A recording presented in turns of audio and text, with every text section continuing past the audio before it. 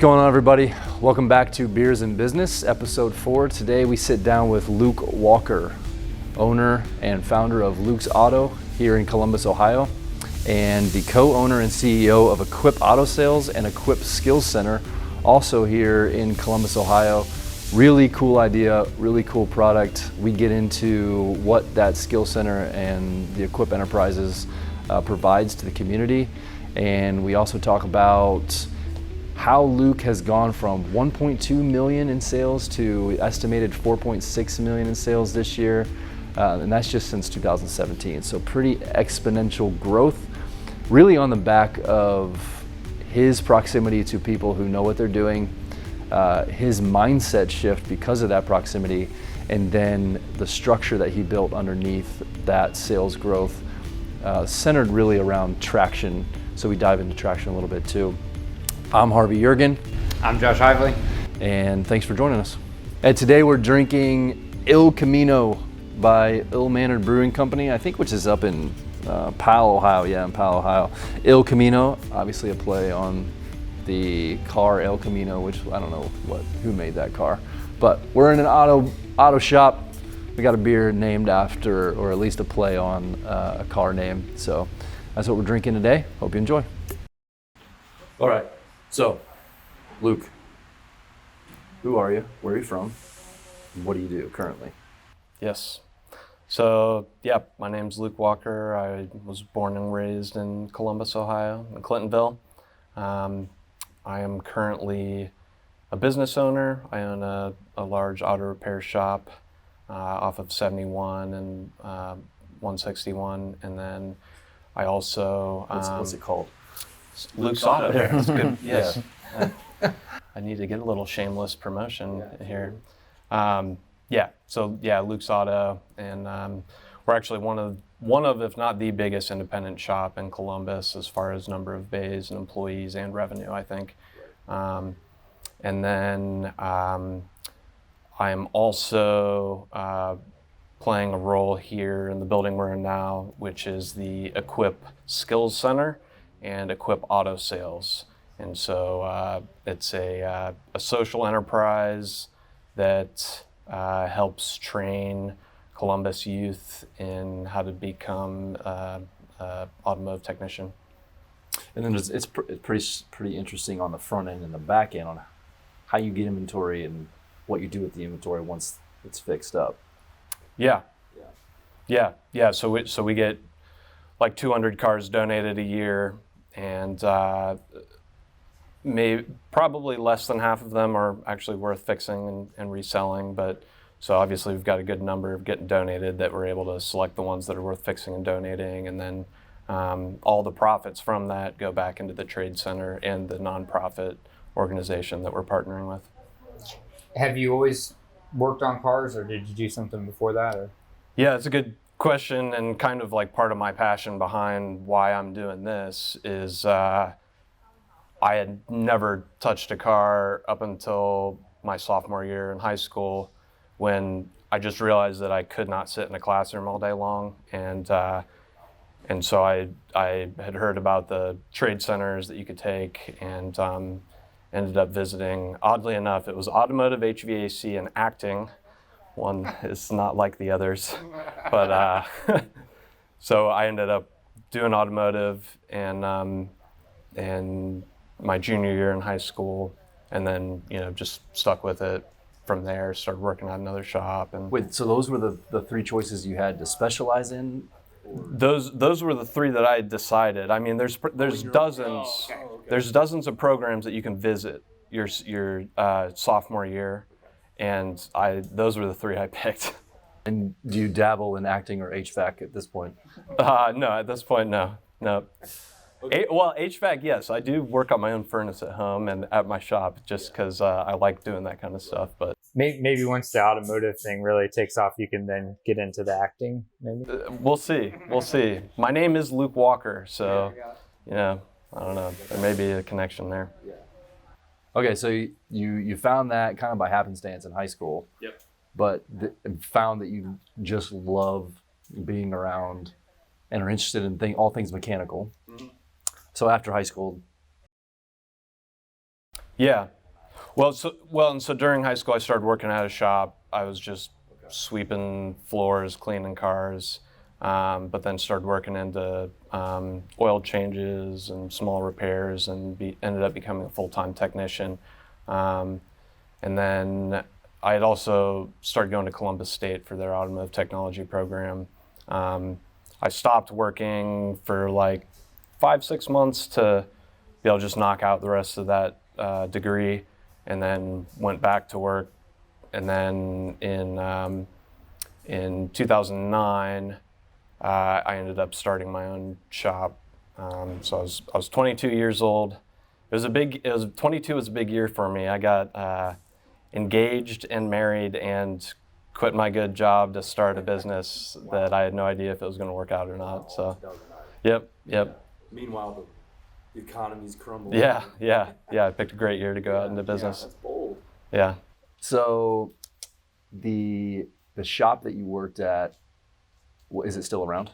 Yeah. Yep. It's Clintonville Auto Repair Service. So it's under new ownership now, but yeah, it's still there. And actually, funny enough, our trade center here is just like catty corner from it. Yeah. So how much did your experience there influence your decision to start your own shop?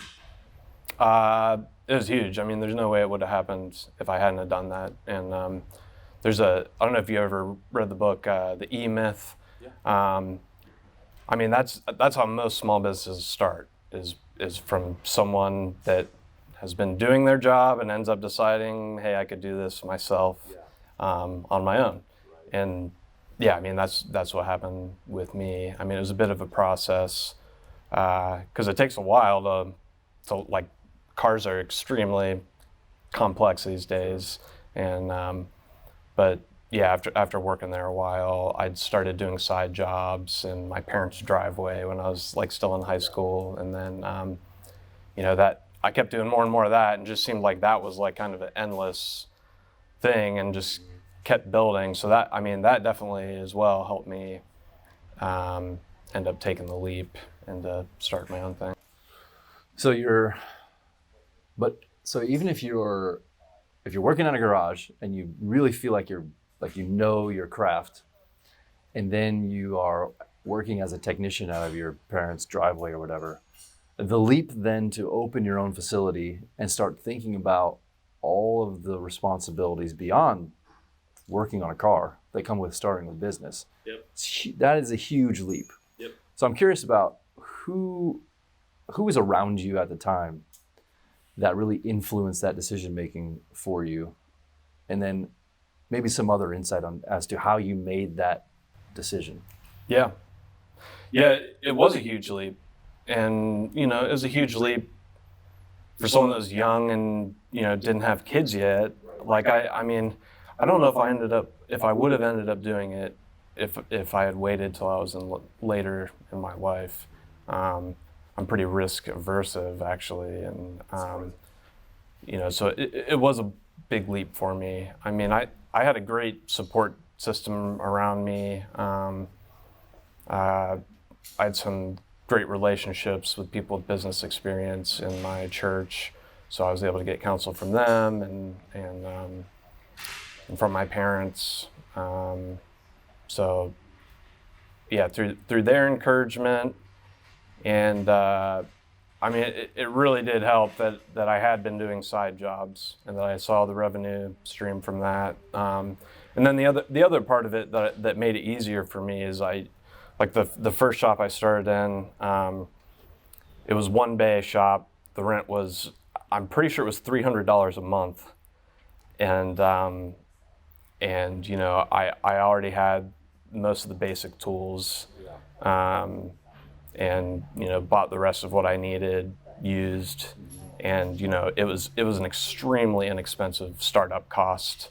And granted, I couldn't do everything on people's cars, but I could do the majority of mechanical work with what I had, and my overhead was so insanely low that I could give people a great deal on it. And was it just you? Did you have any employees? Yeah, it was just me. Now, so it was actually my dad's mechanic had been running a shop like part-time for a real long time, out of this one bay shop, and he'd been talking about getting out of it, and so I ended up partnering with him kind of for like 3 months. We had it set up where, you know, the stuff he did, we'd split 50-50. I'd cover the overhead. But I mean, it was still pretty scary because, I mean, it was probably only had like a quarter of the revenue that I would need to even, you know, pay bills with. So, I mean, it was, I don't know. It was definitely a leap, and like that first year, there were points where like I just didn't have work, and you know, it was pretty scary, Right. you know, and you know, grateful that my overhead was so low, so I didn't, you know, have massive overhead that I had to pay for. Because if it was, I wouldn't have made it. Right. Like there just wasn't the revenue there. Right. So fast forward to, just to get perspective, right now you're one of the biggest independently owned auto shops in Columbus. Mm-hmm. I think we were talking earlier, you have 30 employees. Mm-hmm. You now have this trade center with the used car lot. And we'll get into the growth that you've seen since 2017 especially. But going back to 2009, it sounds like you went through some rough times there. Mm-hmm. How long was that stretch of kind of grinding it out? When do you feel like you really got your stride? It was probably 8 to 12 months before I felt confident that I wasn't going to end up going homeless, or, you know, that it wasn't going to end up collapsing. Right. That like I was able to at least know I was going to be able to pay the bills and support myself. But you know, I'd already been doing side jobs before that, and the overhead was so insanely low. So like, you know, there's definitely risk, although I took as little risk as I could. And I mean, I don't know, it definitely makes it way easier to make the leap doing it that way. Like even now, it would be very hard for me to foresee going into a business venture where I'm not going to see a return on investment for like even like a year. Yeah. Like which is common. Right. For people oh who yeah, start yeah. Like it seems like almost the norm that, right. And a lot of businesses you have to do that way. Like, you know, you have to go into debt. But yeah, I don't know. I didn't do it that way, and you know, even now I'm pretty apprehensive to go into significant debt. So when did you take the first risk? When did you finally increase that overhead, hire an employee, do a little bit of growth? It was pretty quick, actually. Probably, I think it was towards the end of my first year, I ended up hiring a part-time employee.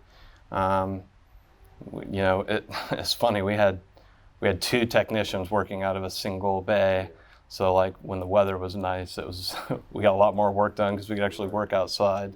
But when it wasn't, we were like double teaming cars in this shop. But yeah, so there was that, and then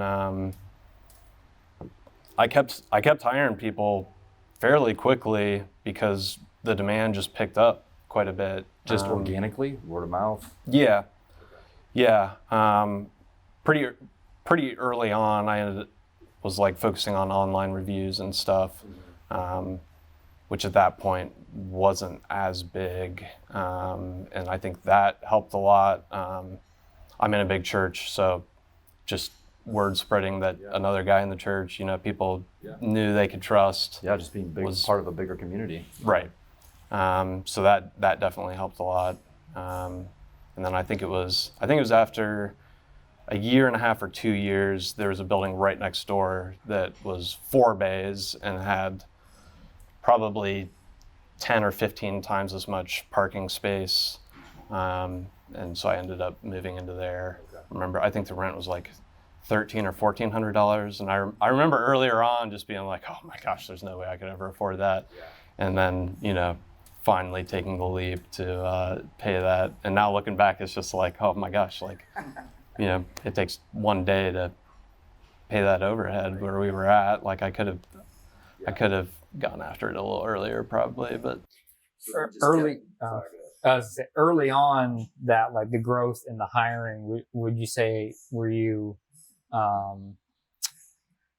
hiring to scale, or were you hiring out of necessity? Yeah, I was just hiring because I had more work than I could get done, and I realized that I was doing tasks that I could easily hire someone to do and allow me to do the higher paid functions of it, spend more time on that. And so the growth just was pretty steady.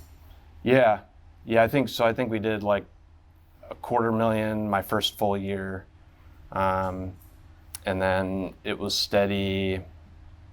I think like 15-20% growth consistently. Although my profits weren't increasing, so revenue is increasing, headaches were increasing. All sorts of issues were increasing. We got a train coming by that's probably gonna be pretty loud. So all these revenue and problems were increasing, but I wasn't taking any more money home at the end of the day. And like that happened for a long time. I mean, that was like, I think it was around 2014.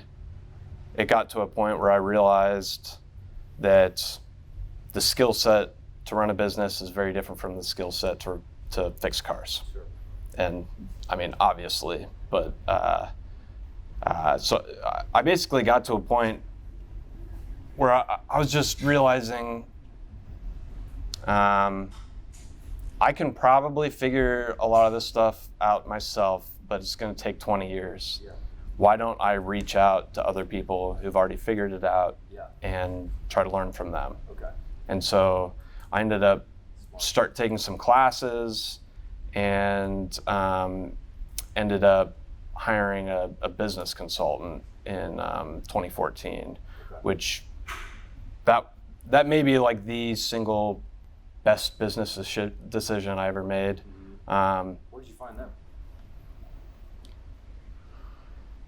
I think I was at a class put on by another business consultant, and this other company had an employee who went to go check it out, and I mean he wasn't like trying to poach their business. Like I kept asking him, and he was like, I don't feel comfortable telling you, man. But then I just looked him up online and found out who he was, and was like, all right, can we talk?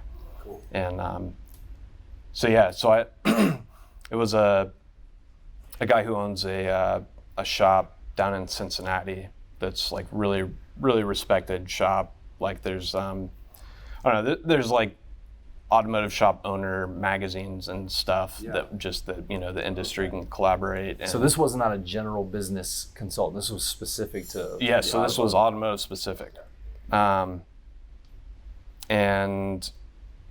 And so I ended up hiring the company that he was working for, and that just totally turned things around for me. In what way? What were some of the first things, the first catalysts? A lot of it was, so one part of it is a term you'll often hear about, working on the business, not in the business. And so that was a huge part of it. Realizing that as we were growing, I think I had 8 or 10 employees at that point. Someone had to be thinking about the big picture and coordinating and having forethought about the direction of things. So that was a big part of it. I think just how profits work, up until that point, like, I was 22 years old when I started, and I would see quotes from other shops and feel like that is like morally wrong that they're charging that. Yeah. Like I just didn't understand. And so like early on, my business model was like, do repairs for people as cheap as possible. Yeah. and that brought a lot of customers. Sure. But not a lot of profit. Not a lot of profit, and it also brought a lot of headaches. You know, customers were having to come back. You know, I wasn't giving people options on like, you know, you should go with this higher priced part because it's going to last longer. And so that was a big part of it too, is like he helped me think through what my priorities were as a business. And, you know, for me, that was, if I was going to run a shop, it had to be doing it totally honest. I never wanted to be dishonest or, you know, deceive any of my customers. If I made any mistakes, I wanted to be able to just cover it. I wanted to be able to offer good warranty. I wanted to be able to have confidence in my employees that they were doing a great job on the repairs. And so, you know, I just realized if I'm going to run a business, I have to have those things. And a lot of those things make the expenses go up, you know. Sure. Hiring, you know, I can hire technicians for $12, $15 an hour, but that's going to be more expensive and cause a lot more problems in the long run. And so, you know, so hiring high-paid technicians, which like these days it's so hard to find technicians that like you have to pay top dollar. And that seems counterintuitive to the situation you were in, because you were growing, Yes. not seeing a lot of profits. Yes. You bring in this consultant, and basically one of the things you learn from that is I need to increase my expenses. Yep. Yep. So, Well, and so the second part of that, so obviously, you know, I have these essentials, these, you know, non-negotiables that I have to have if I'm going to run a business for me to do it anyway. Mm-hmm. And I have to just charge what I have to charge in order to provide that. Right. In order to provide that and still make a profit and still put away some money for the security of the business. And so I kind of, it was a shift in the focus of the product that I'm offering. I'm no longer trying to be the cheapest possible option. I'm trying to be the best overall option for customers.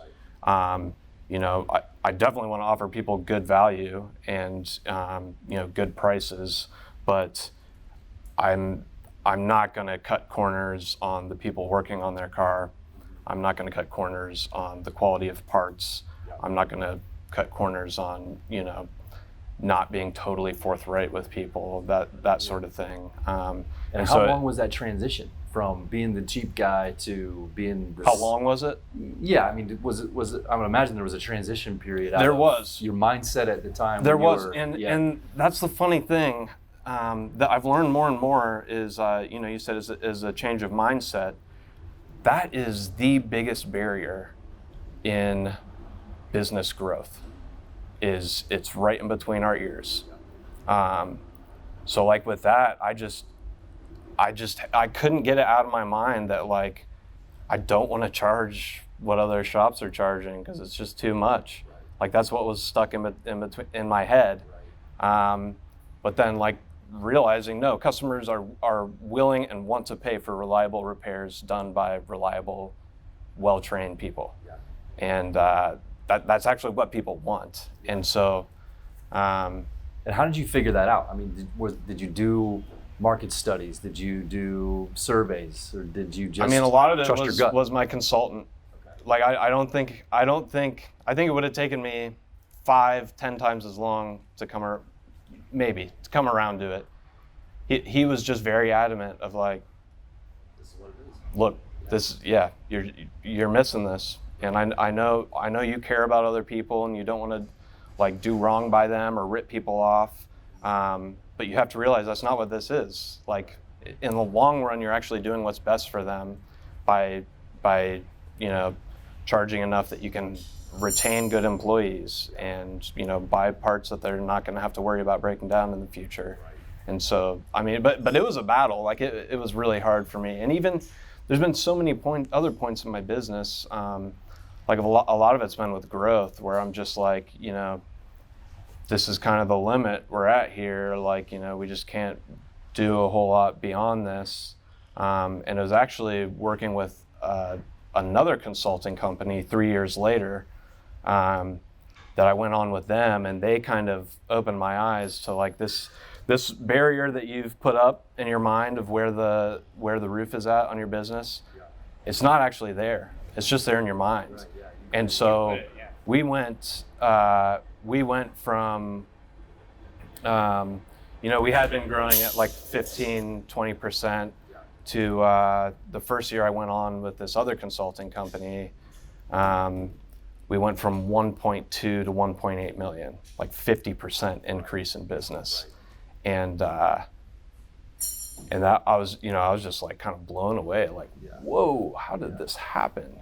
And in that instance, it was something that was pretty simple. It was just, we were booked out 2 weeks, which I thought was a good thing. I thought it meant job security, but they were like, it's a disservice to your customers to like make good customers have to wait 2 weeks to get in. Like, you need to get more technicians in your bays fixing cars. Yeah.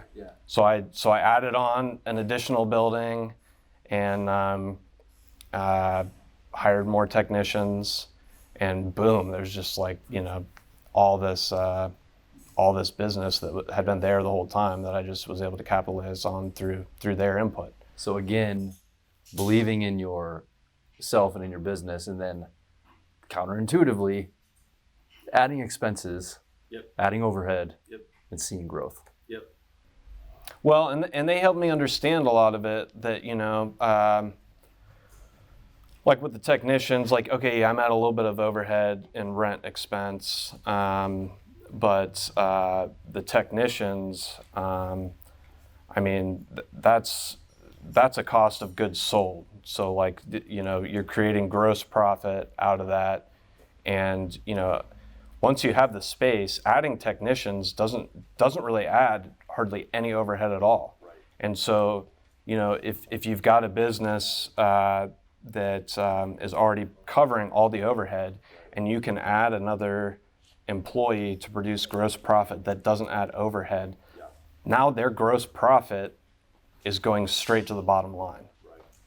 And like that's another big thing that my second consultant helped me realize, is that, a lot of this is all about like meeting your overhead as fast as you can, and trying to gear it to where you can cover all your expenses and actually start putting profit on the bottom line as fast as possible. Right. Which is economies of scale, which is scaling, which is a term people throw around a lot. They don't think they really understand what it is. Yeah. But if you keep maintaining overhead as it is, being able to add and make incremental additions and just see profit off the top. Yep. Yeah, or at the bottom. Which I'm pretty lucky in the business I'm in. I was reading a Harvard Business Review article that was on like the rate at which a company can grow without having to loan money, and like the example it gave on the cash cycle of when you buy cost of goods until when you're actually paid for it. Mm-hmm. The example it used was like 120 days. Right. And when I was reading that, I was just like, whoa. Yeah. Like for me, 48 hours. It's It's like we buy the parts, we put them on the car. Yeah. They pay us. Right. They pick up their car. Yeah. And it's like, so I mean, I feel like I don't feel like I'm some like magically good business owner. I feel like a lot of it's just like I got into a good industry to be able to grow. It's an industry that our society has looked down on the trades for a long time. So, a lot of competent people have been steered away from it. So I don't know. I feel like I hit the jackpot in some ways of like wandering down the path I ended up wandering down. But then took some risks and also surrounded yourself deliberately with people who shed light on things that you weren't maybe aware of. Definitely. Okay, so 2017, you had the second business consultant. Mm-hmm. Were they general business or were they also automotive? They were also automotive specific. Okay. Yeah. And then you started seeing almost consistent 50% growth Yeah. from there. So in 2017, you were at like you said 1.6, 1.2 in 2017, 1.8 2018, then the 3 million, Yeah. then the 3.6 million last year, and on During track COVID. During COVID, So, yeah. I mean, When people weren't driving as much, Right. in theory. Yeah. So we still grew 20% during COVID. Yeah. And And then this year you're on track for. we're shooting for 4.6. So, that'll be $1 million in growth still. And I want to ask you about the catalyst to that growth, but I know that you guys donate 20% of your profits. When did that start? That's been pretty much since the beginning. I've had, and a lot of this goes kind of further back than we may want to get into right now, but I had a real hard time in high school and had like a suicide attempt and ended up having people invest in me and lay their lives down for me in a way that like really changed my thinking of like what's the purpose of my life? What do I want to live for? And for me, a life lived for other people is kind of what made sense to live for, something that would have significance beyond this life. So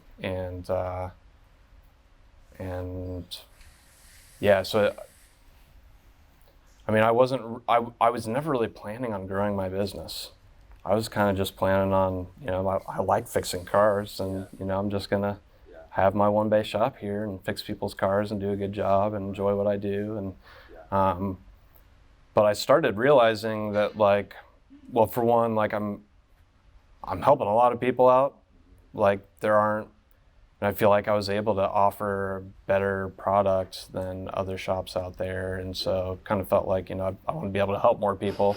But then the other part of it, and especially now, like realizing that, growing, if I continue to grow, I don't really need to make any more money, but it generates profits they can be given back. And like, there's no way I would have been able to pull off this trade center we're in now if I hadn't have scaled my business and had it grow. But yeah, I mean, that's there's one of my favorite proverbs in the Bible is there's one who withholds what is justly due and yet it results only in want, and there's one who scatters and yet increases all the more. It says the generous man will be prosperous, and he who waters will himself be watered.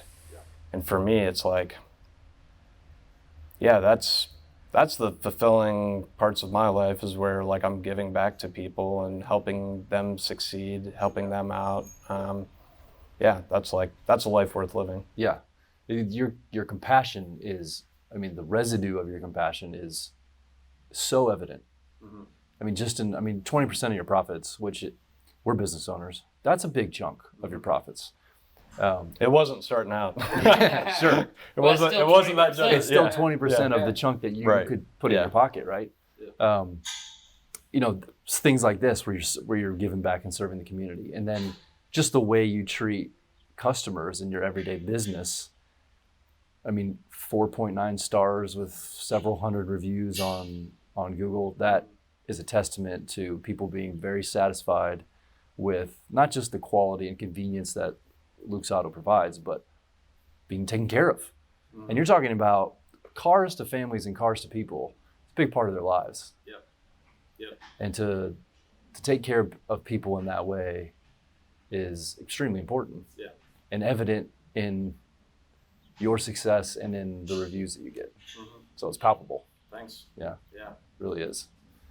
So the growth, 2017 to 2020, 2021, could come with more headaches. Yeah. Requires structure. Yep. Requires thinking about how to support that growth with people and systems and space maybe. How did you set a foundation under that growth? Yeah. So there reaches a point where, up until, when I had 10 employees, I was still able to oversee pretty much everything and manage everything. Once you're at 15, 20 employees, you can no longer oversee everything. It's impossible. And I was trying to do that, and the result was that I was doing a shitty job at most of it.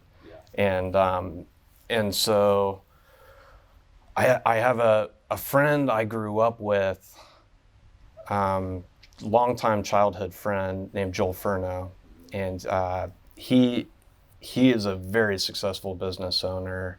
I think it was Park Ops, and it's Citron is what it's called now. It's a dealership valet concierge service, and he's gone nationwide. I think he's like over 800 employees now, and I would try to get a hold of him when I was starting to run into these issues of like, man, this is not working out real well. I'm getting kind of burned out. Right. And he recommended the book Traction to me. Okay. And so I read that multiple times, had my manager read that, and we were just like, this is what's missing. And so Multiple times, just read it. yeah, we read through it twice. Nice. And we're just like, this is it. Yeah. This is the biggest problem we're having right now. And so, the big things were, first off, figuring out where you're trying to go, what your goals are, what kind of profit you need to sustain growth and to be able to, mitigate against risk, and what kind of structure is needed to be able to do those numbers and meet those goals, and then having a management structure to the entire company where everything that's done in the business is given to a specific person in the business. And then there are department heads that oversee groups of people. Like, so for my shop, there's a general manager, and then there's a service manager that oversees all the sales staff, and there's a shop foreman that oversees all the technicians. And so we have department head meetings. They call them L10 meetings. In EOS or Traction, and we just get on the same page about like, what are our goals? What do we need to do to hit them? What are the key metrics, or like key performance indicators? KPIs is a common name for them. Like what are the things that we have to do to be able to make this happen? And then everyone in the company is held accountable to play their role in the business. And so now, instead of me having to oversee and manage 20, 25, 30 people, now I oversee 3 people: my general manager, my service manager, and my shop foreman. So you're playing the role of integrator and visionary kind of simultaneously? Yes. Okay. Although I'm more of the visionary, and my manager is the integrator. Okay. So he's the one that actually makes things happen. I just bark commands. Yeah. Or like kind of set the vision and Spark ideas. Yes, spark ideas. Right. How common do you think that is in the automotive industry, in the auto shops, for people to have that structure, have those kind of meetings, have that kind of level of accountability? It's not very common at all. Although my current consultant has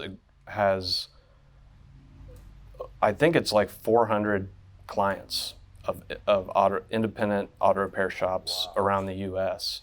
And I mean, that's another thing. Like, if I were to give pearls of wisdom on this, would be rubbing shoulders with people who know what they're doing. Like, is invaluable. And so, that group I'm in has been awesome. And so there's like 400 shops, and then I'm also in a group that's like 15 of the top shops within those 400, and just being in that group, rubbing shoulders with guys running some of the best shops in the United States, and like seeing the secrets they have, and the way they do things, the way they recruit technicians, the books they're reading, all that sort of stuff is like, that's been a huge part of my success, and part of where, like, these glass ceilings that we put up, you like look at your fellow shop over here, and like you're like, oh, you don't have that over there. Oh, I guess I don't either. And like, all right. Like, I remember one of the first conferences I went to with that. I just done 1.2 million the year before, and they were like, dude, a shop your size should be doing 2 million. And I remember initially thinking, like, these guys are just like, blowing smoke. They don't know what they're talking about. But they kept being like, no, dude, for real. Like, you should be doing 2 million. You just need to hire technicians and do these couple of things. And then I hit 1.8 million that year, and then hit 3 million the year after that. And it was just like, I mean, that's such a huge advantage.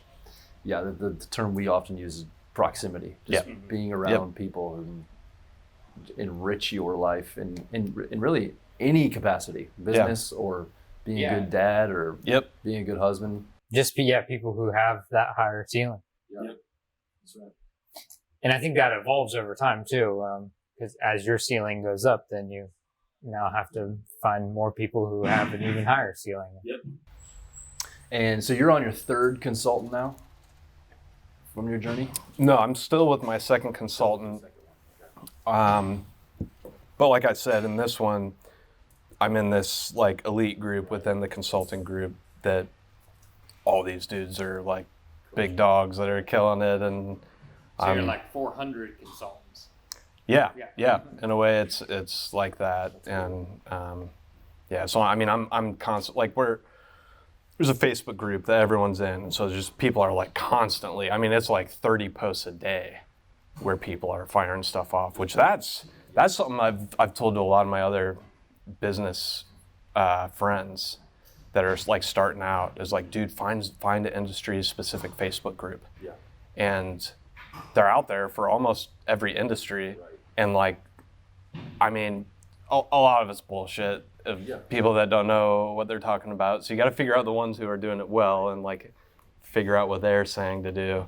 But once you find that, it's like, oh my gosh, like one post on there could be a total game changer. And so I want to go back to traction. If you're comfortable with it, do you mind sharing maybe some of the metrics that you guys are tracking? Some of the 90-day rocks or the 90-day mini quarter goals that you're tracking. And then maybe how you handle or address when those metrics aren't being met. Yep. So some of our key metrics, obviously sales, gross profit. We track comebacks, like the quality of work. If someone has to bring their car back in, anytime that happens, we're tracking that. We track profit per build hour that a technician is working. What are some other? I mean, the number of cars that are coming in, the average repair order. We track the average amount of work quoted per car. I mean, some of those are just absolutely key and will like immediately tell me if something's wrong. Like, the average quote. And I've been involved in this, and I mean, it's fairly consistent that at least the cars that are coming into our shop, if they were to catch up on their maintenance and everything, a car is going to need on average $1,000 worth of work to get it back up to, you know, they've done the maintenance on it and everything. If someone's, if one of my, so we track it per technician, if one of them's consistently under that, then I know he's not checking the cars out good enough. And for me, it's, I mean, part of it's a profit thing, but a lot of it's like, I don't want to sell you $1,000 of work on your car when it actually needs $3,000. Right. It's like we feel like the best way to serve the customer is give them the full picture. Here's everything. I mean, these things are preventive maintenance items that it's not like your car is going to blow up if you don't do these. Like, you can do these later. You know, these are the ones that your wheel could fall off if you don't do this. Or you're going on vacation, you should probably do it now. Right. Yeah. So like, and like, if you look through our reviews, we're real big on that. Like, customers give us really good feedback on that we help them prioritize what they can wait, what they should do now. But yeah, so like some of those are really like, you know, those key metrics should tell you if you're like doing a good job or not. Right. And so. And it's by technicians. So you're looking at those metrics. Well, we do it like in our department head meetings, we're looking at it as a company. When the shop foreman is meeting with technicians, he's going over it individually. And so, you know, if there's so an example of what we do if something's low, so if there's a tech who's, you know, consistently $500, we know he's not looking over the car carefully enough. The foreman will go meet with him and go look through a car with him and sit and, you know, have him look it over first, and then he'll go back and say, hey, you know, you missed these things. So yeah, car count. If we're not getting enough cars in, you know, we may need to look into putting some more advertising dollars in. And those metrics feed your 90-day goals? Yes. Yeah. So, I mean, part of the 90-day goals will be like the sales numbers and gross profit numbers. And yeah, it's like, it's those key metrics are, they have to be where they need to be in order to meet our goals. And then like with rocks, a lot of ours lately have been the building space improvements. As we've grown, we've had to add buildings. I just put 4 lifts up outside and put carports up, and so things like that are like going to make a big impact on being able to get more work done would be like a quarterly rock.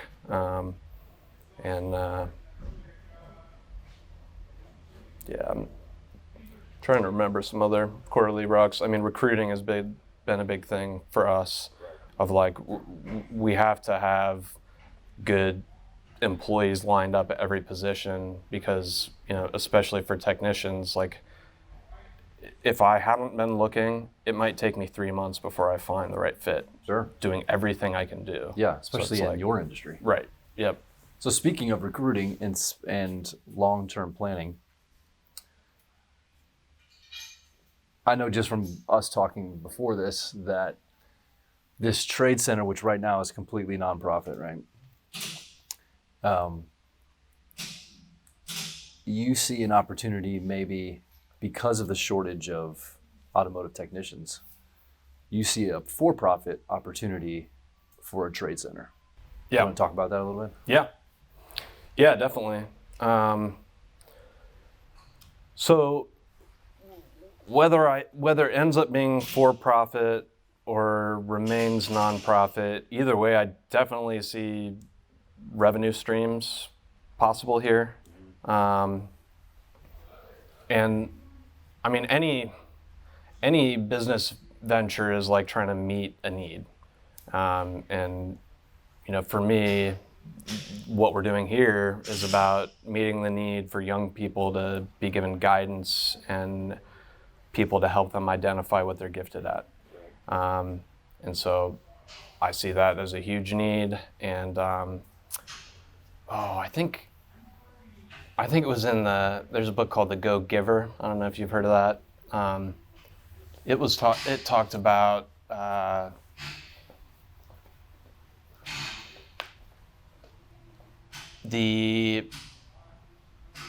basically like the income you're able to generate is based on the value you're able to provide to the maximum number of people, basically.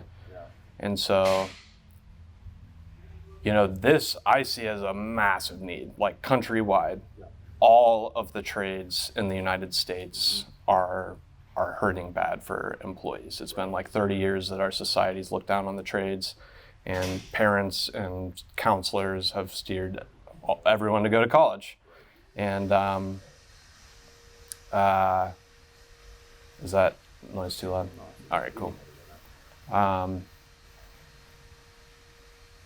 So there's this huge deficit of trade workers, of young people going into the business. So on the business side, there's a huge need, but also on like young people's lives, like we were given different abilities and gifts. Yeah. And, I don't know if I would have graduated high school if I hadn't gone to a career center. And I'm not stupid. I just learn a little bit differently and don't do well sitting in a classroom all day.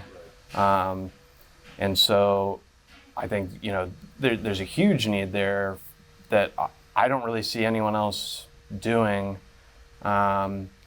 is providing an easily accessible route for students to try different things out that could, help them figure out if they'd be gifted in a trade, if they're mechanically inclined.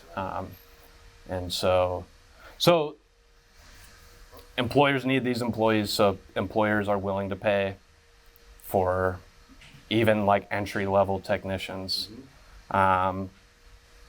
Students are needing jobs and needing to find careers, and I think are increasingly finding that college isn't always the best way to find that. Yeah. I mean, my general manager had a bachelor's degree and could not find any work at all, and he's a sharp guy.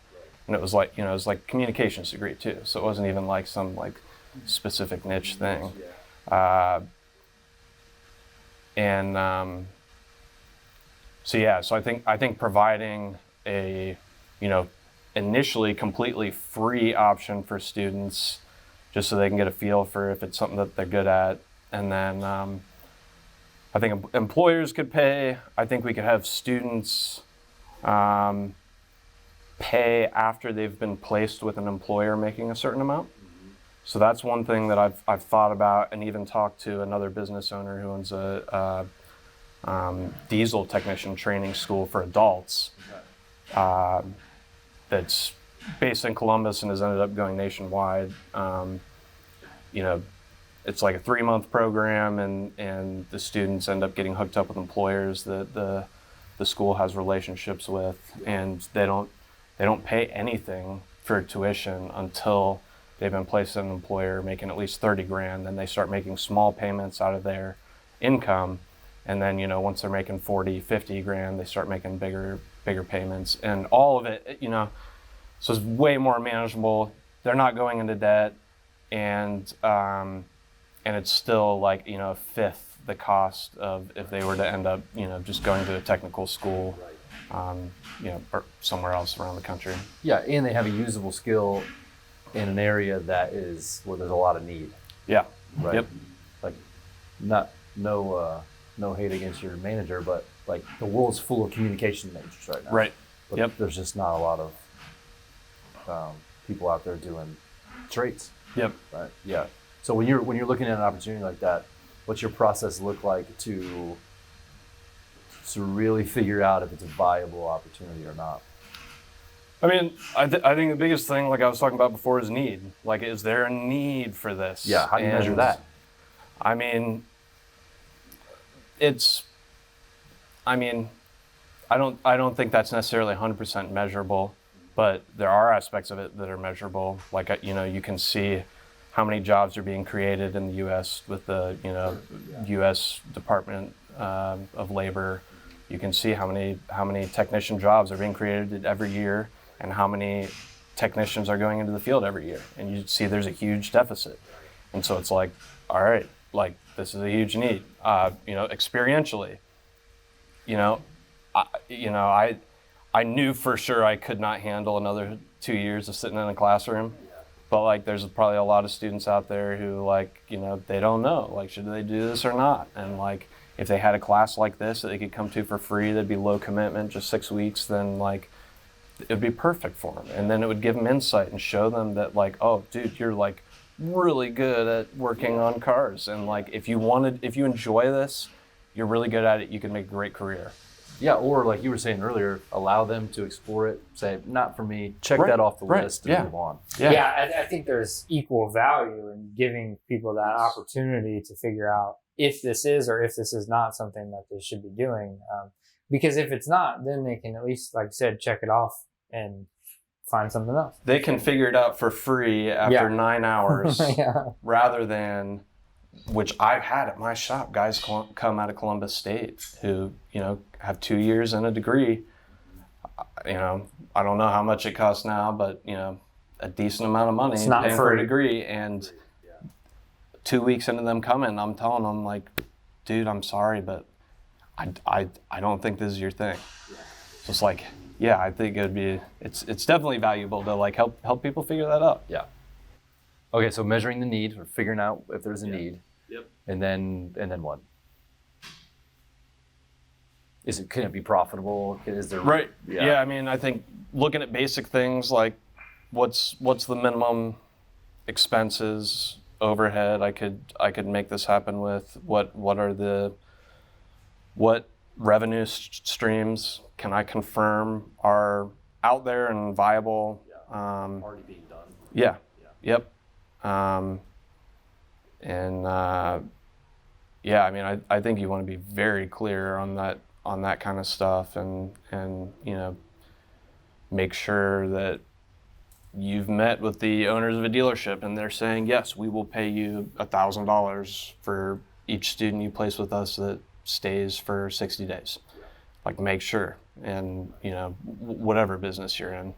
And I mean, that's for me. I mean, I'm an expert in automotive repair. I'm not an expert in entrepreneurship in general. So that's just how I've done it.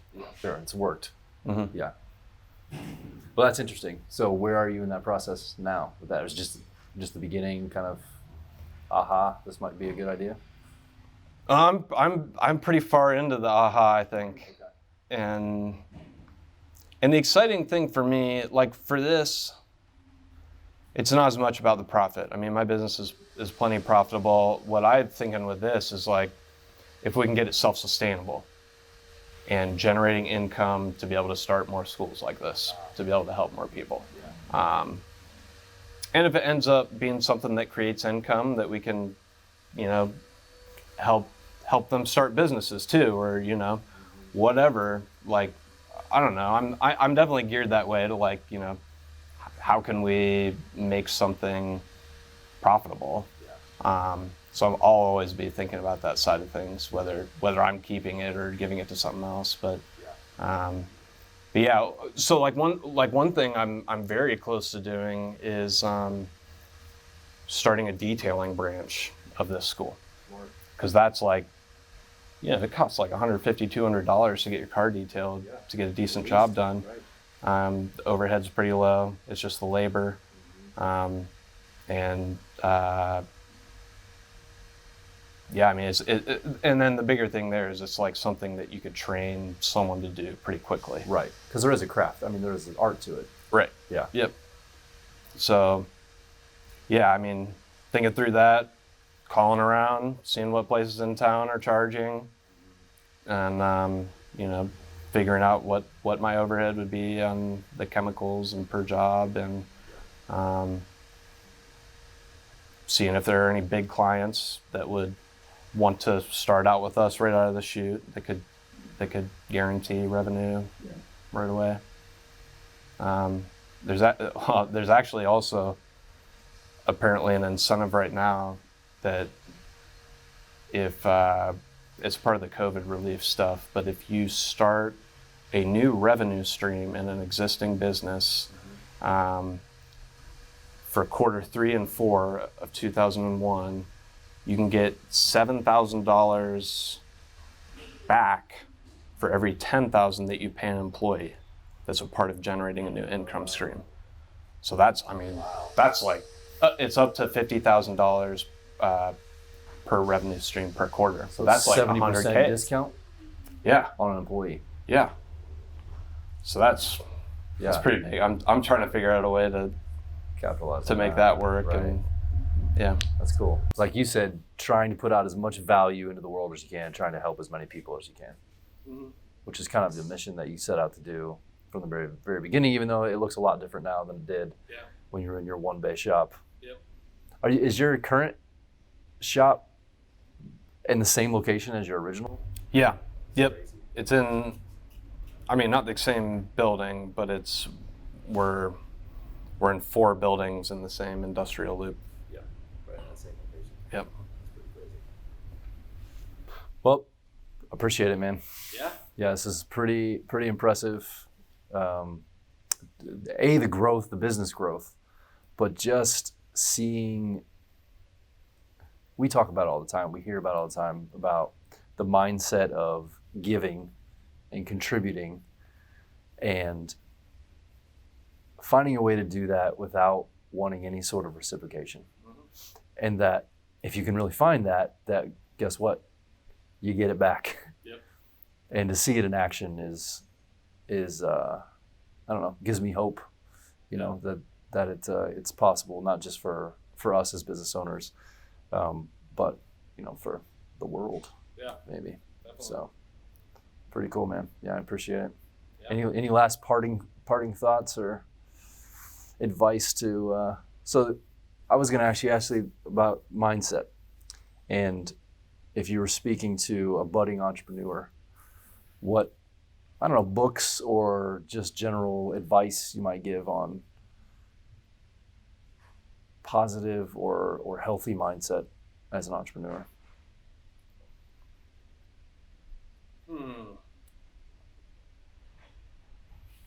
And if Yeah, I mean, I think like the E-Myth is a pretty good one to get a realistic picture of like some of the statistics of like how many businesses fail and like the common barriers that end up hurting people. I think that's a big one. I think, I mean, I guess I'm not sure as much about mindset, but as far as just practically, like, you know, trying to get in with other successful business owners and get input from them. Keeping, if possible, keeping overhead very low. I mean, that's, and again, I mean, like there's probably industries where that's not an option. And I mean, I guess I'm just speaking from my experience, and but I think those have been some of the parts that have made it go well for me in my industry. And where can people find you? You can email me at luke@lukesautoservice.com. Okay. Be the best way. Any social media or anything? Not a whole lot of it. I'm on Facebook. Okay. Luke Walker. Luke Walker. In Columbus, Ohio, owner of Luke's Auto. Cool. Yep. Awesome. Well, thanks, man. Yeah, thank you. Thanks for having me.